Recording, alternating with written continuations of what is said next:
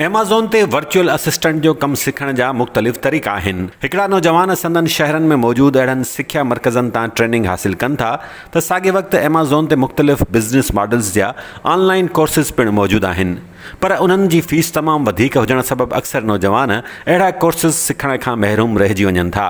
पर जेकॾहिं इहो महांगो कोर्स अव्हां खे फ़क़ति 2,000 रुपयनि जी फीस एवज़ सिखण जो मौक़ो मिले त पोइ उन खां वधीक बहितरीन आछ ॿी कहिड़ी थी सघे थी। दुनिया जे सभ खां वॾे ई कॉमर्स प्लेटफॉर्म एमेज़ॉन ते हूअं त पैसो कमाइण, कारोबार करण ऐं कैरियर ठाहिण जा मुख़्तलिफ़ तरीक़ा आहिनि, जिन में सभ खां मक़बूल वर्चुअल असिस्टेंट जो कमु आहे। हैदराबाद में वाक़िअ उबैद मक़बूल मेमण जी लाइस ह्यूमर्स एजेंसी सिंध जे नौजवाननि खे फ़क़ति 2,000 रुपयनि जी फीस एवज़ एमेज़ॉन ते FBA ऐं FBM मॉडल जो कोर्स आछे रही आहे। इहो कोर्स करण जा ख़्वाहिशमंद नौजवान ऐं न्याणियूं ज़ूम वसीले घर वेठे पंहिंजे लैपटॉप ते सिखी सघनि था। गॾोगॾु आर्टिफिशियल इंटेलिजेंस जो कोर्स पिणु सिंधी इंटरप्रीन्योर डॉक्टर मुदस्सर लतीफ़ मेमण जी कंपनी सैनक्यूब तरफ़ां आछियो वियो आहे। हीउ कोर्स कीअं हासिल करे सघिजे थो, उन बाबति हिन वीडियो जी आख़िर में अव्हां खे तफ़सीली तौरु आगाह कयो वेंदो। पर अचो त पहिरीं एमेज़ॉन जे कोर्स बाबति लाइस ह्यूमर्स जे CEO उबैद मक़बूल मेमण सां ॻाल्हि ॿोल कयूं था। माण्हू हिन पासे अचण खां थोरो गिजनि पिया, यार असां हेतिरो पैसो हणी करे वञूं, अॻियां कुझु थिए थिए। उन जे करे असां वरी बि उन्हनि जे लाइ माण्हुनि जे लाइ वरी बि हिकिड़ो नओं स्टेप खयो आहे, जंहिंमें असां कोर्स जी फीस सफ़ा किराए छॾी आहे। 12 जॻह 2,000, ठीकु आहे। ऑनलाइन कोर्स करायूं पिया सभिनीनि जे लाइ, जेके रूरल या पाकिस्तान जे जेके ॿार आहिनि असांजा उन्हनि जे लाइ, त हू इहे 2,000 रुपया ॾेई करे एमेज़ॉन जो पूरो कोर्स कनि, जेको हिते एजेंसी में अची करे 40, 45, 50-25,000 ॾेई करे माण्हू कनि था, उहो घरां वेही कनि। ख़ासि करे न्याणियूं जेके असांजूं फीमेल्स जेके नथियूं पुॼनि ऐं जेके हाउस वाइफ आहिनि, हिते अचनि थियूं वरी परेशानी शेयर कनि थियूं, यार असांजा ॿार आहिनि, असां ॿार किथे छॾियूं, किथे विहारियूं। त उन्हनि जे लाइ असां हीअ एमेज़ॉन जो कोर्स लॉन्च कयो आहे, जंहिंमें FBA होलसेल, जंहिंमें FBA ऐं FBM मॉड्यूल ॿई सेखारींदासीं असां। छो जो हींअर FBA में काफ़ी इशूज़ अची विया आहिनि, मोस्टली माण्हू FBM खां मूव थी विया आहिनि। FBM में कुझु अहिड़ियूं स्टेज अची वियूं आहिनि जिन्हनि जे करे काफ़ी हद ताईं माण्हू अञा कोन पहुता आहिनि, पर जिन्हनि खे उहे रस्ता मिली विया आहिनि उहे उतां ई पुॼी विया आहिनि। कमाइनि जो ॿुधी तव्हांजूं गाॾियूं, तव्हांजूं ऑफिसूं, घर ॾिसी हर को सम्झे थो त भई आउं बि एतिरो कमु शुरू कयां, एतिरो अमीर थी वेंदुसि ऐं एतिरो पैसो मूं वटि अचणु शुरू थी वेंदो। हक़ीक़त छा आहे?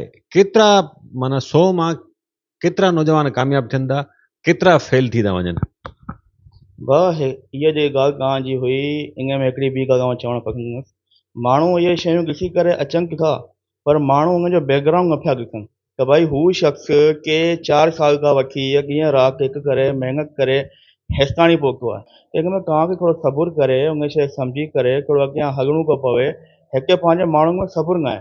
उहो चवनि था पिया असां अॼु कोर्स कयो आहे, सुभाणे असांजा कागर मिलणु शुरू थी वञनि। ईअं न आहे। साल, 1.5 साल टाइम लॻे थो। सही आहे, उहो जंहिंमें सबुरु हूंदो उहो करे वठंदो, बाक़ी जेको तकड़ो हूंदो पोइ वरी हथ मलण खां सवाइ मिलंदो कोन, पंहिंजो ई नुक़सानु करे थो। कोर्स में जॻह खां कयोसीं 52, उन मां काफ़ी माण्हुनि में सबुरु हुयो, जंहिंमां के 6 या 8 ॼणनि वञी करे हिन में उरूज वरितो। बाक़ी ॼणा जेके ॿियनि शयुनि में लॻाया विया, छो जो सबुरु कोन हुयो, कंहिंजे घर जी ज़रूरतियूं हुयूं। जेतोणीकि एमेज़ॉन जी सख़्त पॉलिसीज़ सबबि पाकिस्तान में एमेज़ॉन ते कमु करण अॻु जी भेट में कंहिं हद ताईं ॾुखियो ज़रूरु थी वियो आहे, पर हिन वक़्तु बि महिनत ऐं मुस्तक़िल मिज़ाजी सां सिख्या हासिल कंदड़ केतिरा ई सिंधी नौजवान ऐं न्याणियूं एमेज़ॉन खे हिकु बहितरीन रोज़गार जो ज़रियो बणाए चुका आहिनि। रुखसार अली। जी जी, हैदराबाद। कॾहिं खां ई तव्हां सिखणु शुरू कयो? कीअं, केतिरे वर्षे में तव्हां सिखी वियो? बेसिकली मूंखे हिन फील्ड में 1.5 इयर्स तक़रीबन थी चुका आहिनि, ऐं हिते लाइफ ह्यूमर्स में मूंखे 10 महीना थी चुका आहिनि। अच्छा, तव्हांखे पंहिंजो अकाउंट आहे या को क्लाइंट आहे उन जो हलायो था? मूंखे पर्सनल बि 1-2 अकाउंट मिलियल हो, ऐं लाइफ ह्यूमर्स जे थ्रू बि अकाउंट्स आहिनि 2-3। तव्हांजी घणी अर्निंग थी वञे थी? मुंहिंजी अराउंड मंथली अर्निंग 1 लाख प्लस आहे, लेकिन हिन फील्ड में एतिरो पैसो आहे जो हिन खां मथे बि इज़ीली माण्हू कमाए सघनि था। मतिलबु जेको तव्हां लख प्लस कमायो था, उहो उन खां परसेंटेज वठो था ऐं कुझु सैलरी बेसिस। जी, सिस्टम हले थो। हीउ भला कमु सवलो आहे, ॾुखियो आहे? न, कमु बिल्कुलु बि ॾुखियो न आहे। ऑल अबाउट पंहिंजी महिनत ते आहे त बंदो इज़ीली करे थो। घणा कलाक डेली ॾियो था? डेली मां हिते 6 कलाक ॾींदी आहियां। 6 कलाक ई कमु कयो था? घर मां बि कमु कयो था? नहीं, घर मां कोई स्पेसिफिक क्लाइंट जो को नंढो सो कमु अची वियो त उहो ॾेई छॾियो। तव्हांजो नालो छा आहे? मुंहिंजो नालो मोहम्मद मुश्तफ़ा मेमन आहे। किथां जा आहियो तव्हां? मां हैदराबाद जो आहियां, ॻोठ मुंहिंजो मटियारी आहे। जी पढ़ियल केतिरो आहियो तव्हां? ऐं कॉलेज मुंहिंजो थियल आहे जी जी कॾहिं खां सिखो पिया ई कॉमर्स एमेज़ॉन? हिकिड़ो महीनो थियो आहे ऐं अलहमदिल्ला हींअर प्रैक्टिस जे असां प्रोसेस मां निकिरी आहियूं। हाणे असां प्रैक्टिकल कमु कंदासीं। हाणे आसान आहे कमु सिखणु या ॾुखियो आहे? सिखे थो त माण्हू सिखी थो वठे, डिपेंड थो करे उहो बार बार ते आहे। तव्हांखे ॾुखियो लॻो आसान लॻो? अञा ताईं त आसान आहे, अॻियां बाक़ी ॾिसूं था हलासीं आसान ई कंदो अॻियां। दुनिया जे मुख़्तलिफ़ मुल्कनि जा माण्हू एमेज़ॉन ते कमु करे वॾो पैसो कमाए रहिया आहिनि। इहा पिणु हक़ीक़त आहे त एमेज़ॉन ते सर्विसिस ॾींदड़ पाकिस्तानी नौजवान दुनिया में सभिनी खां अॻिते आहिनि। पर गुज़िरियल कुझु अरसे खां एमेज़ॉन हज़ारे पाकिस्तानियुनि जा FBA अकाउंट सस्पेंड करे छॾिया आहिनि। पोइ छा अहिड़ी सूरत हाल बाद बि एमेज़ॉन जो पाकिस्तान में को फ्यूचर आहे या एमेज़ॉन ते ई कॉमर्स पाकिस्तान अंदरि ख़तरे में पइजी वई आहे? उहे कुझु ईअं आहिनि की जीअं असां LLC ॿाहिरां ठारायूं था सॼियूं शयूं, उन में असां जेके वेरिफिकेशन करायूं था न, असांजे माण्हुनि खे वेरिफिकेशन कराइण जी पूरी सम्झ न आहे। पोइ उन में छा आहे, जो डॉक्यूमेंट्स एमेज़ॉन घुरे पियो असां उहे न पिया कयूं। असां उनखे सभई डॉक्यूमेंट्स हिकिड़े ई रफ़्तार खां ॾेई छॾियूं, जंहिंजे करे हू उन्हनि जी जेकी पॉलिसी जे मुताबिक़ उहा शइ कोन थी थिए। पोइ एमेज़ॉन जो अकाउंट सस्पेंड थियो वञे। त इहे कुझु वजूहात आहिनि जंहिंजे करे फ्यूचर आहे बच्चो, हुन जे बावजूदि फ्यूचर आहे उन जे करे हिकु माण्हू अञा इन पासे वञनि पिया। ऐं काफ़ी माण्हू आहिनि जेके अर्निंग कनि पिया, जेके असां वटि वेठा आहिनि मार्केट में, ॿियूं एजेंसियूं बि आहिनि, नयूं नयूं एजेंसियूं खुलनि पियूं मार्केट में, ऐं फ्यूचर आहे उन जे करे बि अॻियां वधनि पिया। एवरेज छा आहे? केतिरो माना आहे कामयाबी जो रेशियो? मिसाल 100 छोकिरा आया, कोर्स हुननि सिखियो, कमु शुरू कयो, या अॻु में ई हलिया विया कोर्स सिखण खां अॻु में ई पहुता ई कोन, या कोर्स सिखी बि वरितऊं, कमु शुरू कयूं, पोइ माठ करे वेही रहिया, त उनजी परसेंटेज केतिरो आहे? एक्चुअल जेका फिगर आहे उहा केतिरी आहे? भाउ ॾिसो, एमेज़ॉन जी पॉलिसीज़ ॾींहुं ब ॾींहुं चेंज पियूं थियनि, त माण्हुनि जे फिगर में बि चेंजिंग पई अचे। जीअं जॻहि एमेज़ॉन सवलो हुयो, जॻहि माण्हू आर्बिट्राज कंदा हुया, जॻहि माण्हू इन मां जाम कमाईंदा हुया, सफ़ा सवलो हुयो। उन खां पहिरीं जीअं ॿिया शेयर हुया जिन्हनि कमायो, ठीकु आहे। हाणे उन्हनि थोरी सख़्ती कई आहे। उहो पंहिंजी जेके करतूतूं आहिनि, जेके पाण शयूं कयूं, उन्हनि जे करे थोरी सख़्ती थी वई आहे। छो पाण सही पॉलिसी पढ़ियूं था ऐं उन जी पॉलिसी ख़राबु था कयूं, जंहिंजे करे एमेज़ॉन उन में चेंजिंग थो आणे। चयो उन जी लाइ पहिरीं कस्टमर आहे पंहिंजो एमेज़ॉन जे लाइ, उहो पंहिंजे कस्टमर खे हमेशह सेव कंदो आहे, ठीकु आहे। त इन जे करे ॿारनि जे उन कम में चेंजिंग पई अचे, ॿारनि जो रेशियो घटि पियो थिए। हाणे मां बैच में असां वटि 25 ॼणा अगरि 20 ॼणा ॿार पढ़नि था न, त उन में असांजो ॾिठो आहे, उन हर बैच मां 4 ॼणा कंसिस्टेंसी सां कमु कनि था। बाक़ी ॿिया या कि ॿियनि खे 11 लॻी था वञनि, या कि कुझु घर जी ज़रूरियात जे करे उन्हनि खे मजबूरन खे जॉब करने की पवे। क्या फ्यूचर देखते हैं? अब अकाउंट्स सस्पेंड हुए हैं पाकिस्तान के काफ़ी हज़ारों में, तो अमेज़ॉन का काम दिन ब दिन कम होता जा रहा है, या अभी भी आप देखते हैं कोई फ्यूचर है? कम नहीं, जिस तरह आप देखें पाकिस्तान में अब ये जो फायरवॉल वाला सीन आ गया है, ठीक है, पाकिस्तान में करने नहीं दे रहे। बेसिकली पाकिस्तानी अकाउंट सस्पेंड हो रहे हैं, बाहर के अकाउंट्स चल रहे हैं। हमारे पास इंटरनेशनल क्लाइंट्स हैं, उनके अकाउंट्स रनिंग अकाउंट्स हैं, वो चल रहे हैं। अच्छा, ये आप इतने सारे स्टूडेंट्स को सिखा रहे हैं, कल कला को ये सीख के और काम शुरू करें, अकाउंट्स भी बनाए, उनके भी सस्पेंड हो जाए, फिर कहाँ जाएंगे ये? देखिए, फर्स्ट ऑफ ऑल देखें सस्पेंड होता क्यों है, गलती की वजह से, ठीक है। अगर प्रॉपर काम करें तो इंशाल्लाह नहीं सस्पेंड होता। बेसिकली पाकिस्तानी अकाउंट्स सस्पेंड होते हैं क्योंकि पाकिस्तान और VPS पे अगर चलाते हैं तो फिर इट्स ओके। अगर आप अमेरिका की IP चलाते हो VPS पे तो इट्स ओके, कोई इशू नहीं है, सस्पेंड नहीं होता फिर। अभी फ्यूचर बचा है कोई ई कॉमर्स का?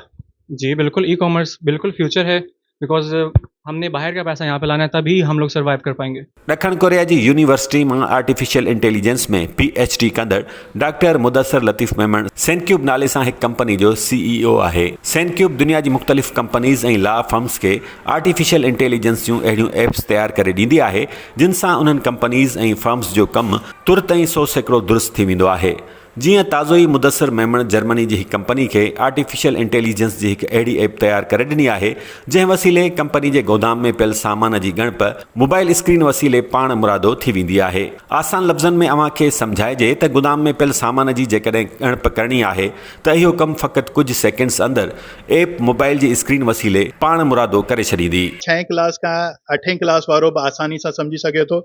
ऐं उन खां पोइ वरी अॻियूं लेवल 3 हफ़्तनि जी ट्रेनिंग खां पोइ अगरि उन जो बेस ठही सघे थो त उहो वरी लेवल 2 ते हली वेंदो, जंहिंमें असां डेटा एनालिसिस जो रखियो आहे, जंहिंमें डेटा जो ॿुधाईंदासीं, डेटा अटैच ॿुधाईंदासीं, ऐं उन पूरो 4 हफ़्तनि जो उहो मॉड्यूल आहे। उन खां पोइ वरी मशीन लर्निंग छा आहे, मशीन खे कीअं सम्झायो, सुपरवाइज़ अनसुपरवाइज़ लर्निंग उहा छा थींदी आहे। उन खां पोइ वरी इहो 3 हफ़्तनि जो इहो मॉड्यूल थींदो मशीन लर्निंग जो। उन खां पोइ वरी 4 हफ़्तनि जो ॿियो मॉड्यूल आहे, ॿियो लेवल आहे, जंहिंखे असीं डीप लर्निंग चवंदा आहियूं। उनमें कंप्यूटर विजन बि अची वियो, इमेजिस बि अची विया, त विजन जे जीअं ही एप्लीकेशन हीअं ॾेखारी इहा कंप्यूटर विजन जो पार्ट आहे।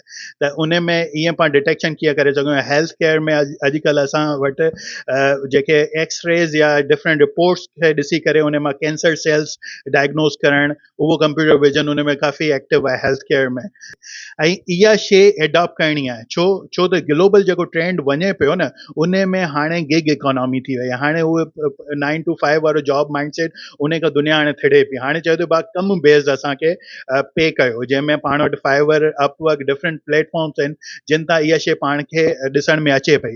पर इहा शइ अञा साल ॿिनि खां पोइ इहा शइ ज़रूरी थी वेंदी। जीअं अॼुकल्ह व्हाट्सएप खां बग़ैर पाण जो को बि कारोबार का करेस्पॉन्डेंस नथी हले, ईअं ई AI खां बग़ैर एजुकेशन बि अॻियां नामुमकिन थी वेंदी। आर्टिफिशियल इंटेलिजेंस ऐं ई कॉमर्स जेको तव्हां हिकिड़ो प्रोग्राम ॾियो पिया, कॉम्बिनेशन आहे, उन सां छा आर्टिफिशियल इंटेलिजेंस अचण सां ई कॉमर्स सिखंदड़ या एमेज़ॉन सिखंदड़ ॿारनि खे को वधीक फ़ाइदो थींदो? जी, असल में ई कॉमर्स मार्केट में पाण ॾिसूं पिया त अॼुकल्ह डिफरेंट टूल्स आहिनि, जेके हीलियम थी वियो या डिफरेंट प्रोडक्ट्स ॻोल्हण जा, त पाण मार्केट में कहिड़ो प्रोडक्ट सेल कजे। हाणे उहे कम पाण AI सां अञा एफिशिएंटली करे सघूं था, आर्टिफिशियल इंटेलिजेंस सां उहे शयूं करे सघूं था। डेटा स्क्रैपिंग हिकिड़ी टेक्निक हूंदी आहे, जंहिंमें पाण डेटा खे डिफरेंट सोर्सिस तां कढंदा आहियूं, उन जी रैंकिंग वग़ैरह करे सघंदा आहियूं। त मुंहिंजे हिसाब सां अगरि जेको ॿार ई कॉमर्स करे पियो ऐं अर्निंग करे पियो, उन खे अगरि AI जी बि नॉलेज अची वञे त उहो सुभाणे अहिड़ा टूल्स, अहिड़ा सॉफ्टवेयर ठाहे ई कॉमर्स मार्केट मां अञा ज़्यादा फ़ाइदो वठी सघे थो। अच्छा, तव्हां वटि कीअं उहो कोर्स ताईं पहुची सघे थो, छा तरीक़ेकार इहो थोरो ॿुधाइजो, कीअं तव्हांजो कोर्स हलंदो? जी, हिन में सिंपल तरीक़ो आहे। पंहिंजो ही लाइसेमर्स जी वेबसाइट आहे, तव्हां ॾिसो पिया, ही लाइसेमर्स कंपनी जी वेबसाइट आहे। हिन में जस्ट तव्हांखे एडमिशन्स ते वञिणो पवंदो। ही एडमिशन फॉर्म खोलींदो। ही आहे Sindh artificial intelligence training programme, set programme, जेको ऑनलाइन ट्रेनिंग आहे। इहो पंहिंजो सिंध जे ॿारनि जे करे जे लाइ आहे, जेके रूरल जा ॿार आहिनि, ख़ासि तौर ते जेके पहुची नथा सघनि, उन्हनि जे लाइ असां क्वालिटी ट्रेनिंग, जेके माण्हू पाकिस्तान खां ॿाहिरि कंपनियुनि लाइ प्रोजेक्ट्स कनि पिया, उहे ई ट्रेनिंग कराईंदा। ऐं उहा ही जस्ट फॉर्म उन्हनि खे भरणो पवंदो। ही मॉड्यूल वाइज़ हिते सॼी डिस्क्रिप्शन लिखियलु आहे। ऐं हिन खे असां एॾो नॉमिनल करे रखियो आहे त हर को ॿार हिन खे अचीव करे सघे। हिकिड़े मॉड्यूल जी फ़ी जेकी आहे 2000 रुपीज़ आहे, जेकी मुंहिंजे ख़्याल में हिकिड़े प्राइमरी जे फ़ी खां बि घटि आहे। त जस्ट असांजो इहो आहे त असीं कम्युनिटी सर्विस करणु चाहियूं पिया त ज़्यादा ॿार हिन शइ मां फ़ाइदो वठी सघनि। ही जस्ट गूगल जो फॉर्म भरींदा ऐं हिन जो फ़ी पेमेंट जो ही रजिस्ट्रेशन फ़ी आहे। ही जस्ट इन लाइ रखी आहे त उहो ॿारु जेको सीरियस हुजे, उहो अची हिन अपॉर्चुनिटी मां फ़ाइदो वठे।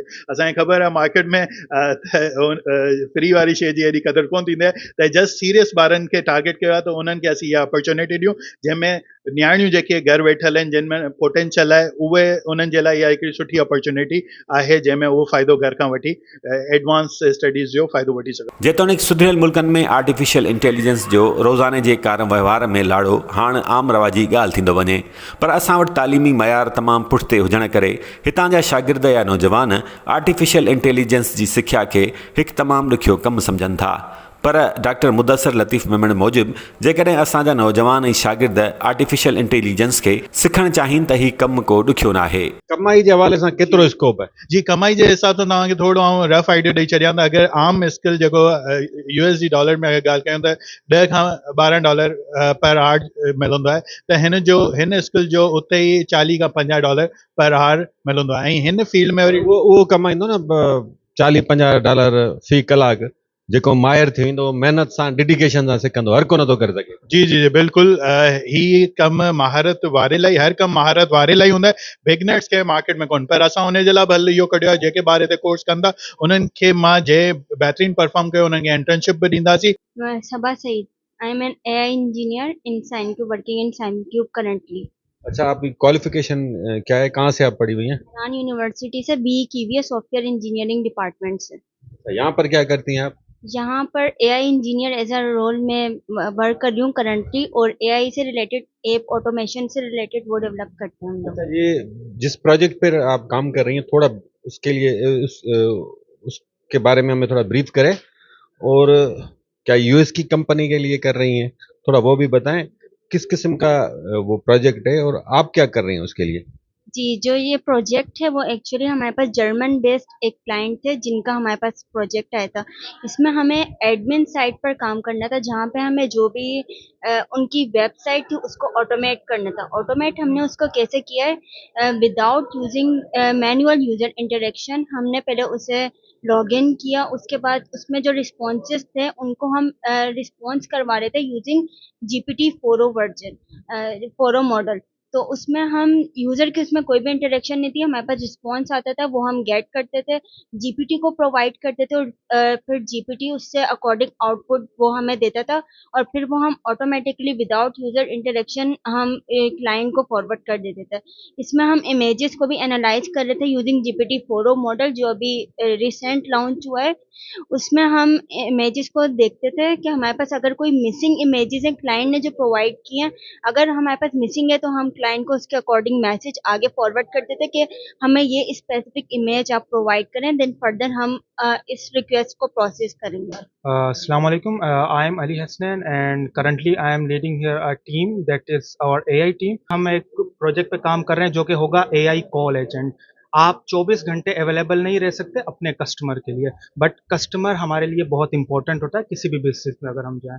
तो हम जिस प्रोजेक्ट पे काम कर रहे हैं वो है AI क्लाइंट असिस्टेंट। तो उसमें क्या होगा कि वो कॉल एजेंट आपकी क्यूरी के अकॉर्डिंगली आपको रिस्पॉन्स कर रहा होगा, और ये टोटली AI बेस्ड होगा, यानी कोई यूजर इंटरफेस इसमें नहीं होगा। एवरेज जिनकी एजुकेशन है, इंटर किया हुआ है या सिंपली उन्होंने ग्रेजुएशन किया हुआ है, वो कितने अरसे में ये आर्टिफिशियल इंटेलिजेंस सीख सकते हैं या नहीं सीख सकते। अगर सर इसको मैं अपनी लाइफ से कंपेयर करूं तो मैं ये कहूँगा कि सीखना सिर्फ डेडिकेशन पे डिपेंड करता है। लाइक अगर मैं अपने यूनिवर्सिटी के 2 साल स्टार्टिंग वाले देखूं, सो आई वाज लाइक हाँ HTML लाइक वेब डेवलपमेंट भी मुझे समझ में आ रही है। हाँ जी, एग्जैक्टली आप सीख सकते हैं, कोई मसला नहीं है आजकल, क्योंकि जो प्रोग्रामिंग लैंग्वेजेस हैं बहुत आसान कर दी गई हैं। हाणे अव्हां खे आगाह कंदासीं त लाइस ह्यूमर्स ऐं सैन क्यूब जो ही कोर्स अव्हां घर वेठे कीअं हासिल करे सघो था। उन लाइ हिन नंढड़ी वीडियो में समूरा तफ़सील ॿुधायल आहिनि। सबसे पहले आपने लाइस ह्यूमर्स लिखना है गूगल पे, ठीक है।